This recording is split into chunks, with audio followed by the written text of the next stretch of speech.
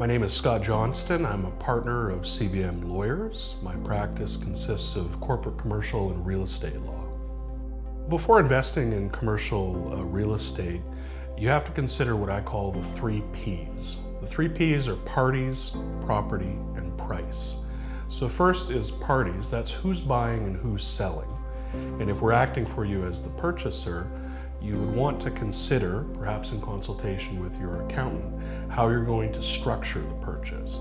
So one step that we often do is to incorporate a new British Columbia holding company to act as the purchaser of that property. And that gives you certain advantages in terms of limited liability or exposure to liability in owning the property. And also there are some tax advantages on future resale of the property in terms of property transfer tax.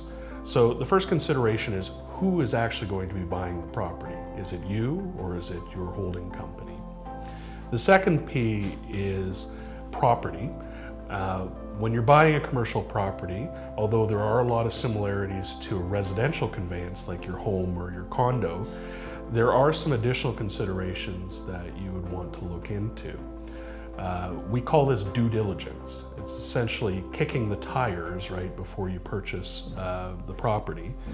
And in the commercial sense, because you're often operating a business, you're going to want to look into matters such as zoning.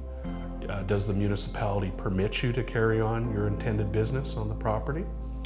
You're going to want to have your lawyer review title to the property to make sure that there's no restrictive covenants or other encumbrances that would preclude you from carrying on your business. As well as there is other customary due diligence searches that we perform on your behalf to make sure essentially that there's no skeletons in the closet when you purchase title to the property. And so we take care of that as your lawyers, as your commercial real estate lawyers. And that due diligence is a bit more extensive than when you're buying a residential property. The third P is price.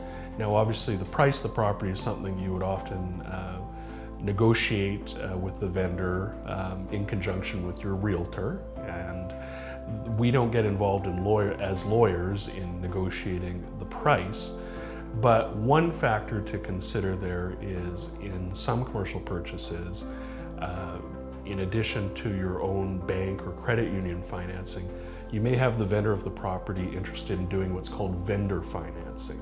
And that's where they might take a vendor take-back mortgage and essentially help you fund the purchase of the property. So that's something to consider as well that often we don't see in residential conveyancing, but is quite common on commercial real estate properties.